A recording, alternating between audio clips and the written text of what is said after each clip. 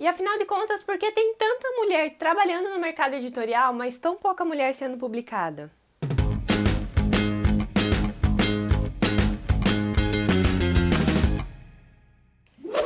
Oi gente, eu sou a Yara, esse é o Conto Encanto e cenário diferente porque nós vamos falar sério mais uma vez. Até muito pouco tempo atrás, a gente tinha um gênero na literatura que era carinhosamente chamado de livros para mulher. E é claro que dentro desse gênero a gente tinha romances, chick lit e manual de comportamento. Manual de comportamento são esses livros tipo 10 coisas que toda mulher deve saber. Então a imagem que a gente tinha era, se você é mulher e escritora, é óbvio que você vai colocar no papel as suas inseguranças, a sua fragilidade, e isso vai resultar num livro para outras mulheres lerem. Mas poxa, Yara, hoje a coisa mudou, né? Tem gente aí escrevendo ficção, fantasia, distopia. Mudou mesmo.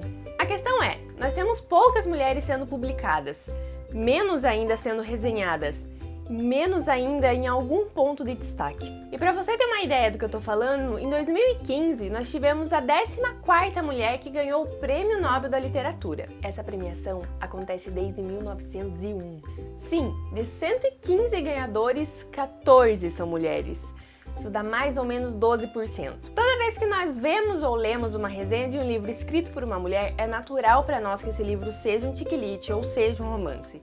E toda vez que uma escritora passa essa barreira, o que a gente vê são pessoas tentando justificar que aquele livro é bom e escrito por uma mulher. Como se as duas coisas não pudessem existir no mesmo plano. Então toda vez que a gente pensa, não, essa história de livro de mulherzinha já foi, já era. Não foi e não. De alguma forma, a sociedade ainda prende a gente naquela ideia de que se esse livro é escrito por uma mulher, é livro de mulherzinha. Mas se esse livro é escrito por um homem, é literatura. E só para eu trazer alguns dados, para não parecer que eu tô falando aleatoriamente, em 2014 foi feita uma pesquisa que mostra que só 40% dos livros enviados ao Booker Prize são livros escritos por mulheres. Outra pesquisa mostra que só 29% dos livros destacados no jornal The Nation são escritos por mulheres. Então isso acaba sendo uma cadeia que nunca muda.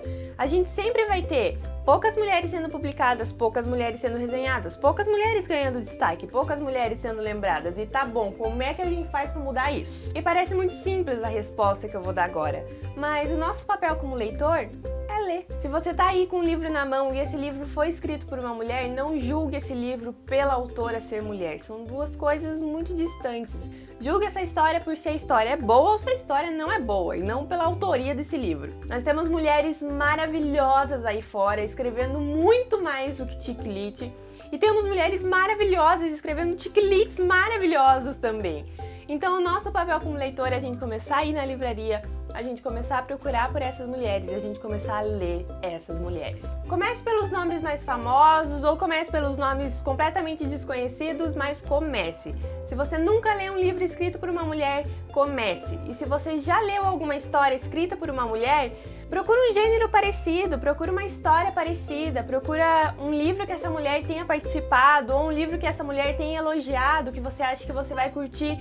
Não quebre essa cadeia, não leia um livro de uma mulher e diga, pronto, cumpri meu papel, li um livrinho de uma mulher, vou deixar ele aqui do ladinho agora e vou esquecer isso. E muita mulher aí escrevendo história massa pra caralho, escrevendo fantasia, escrevendo distopia, escrevendo suspense, escrevendo erótico. Então tem muita história pra gente descobrir.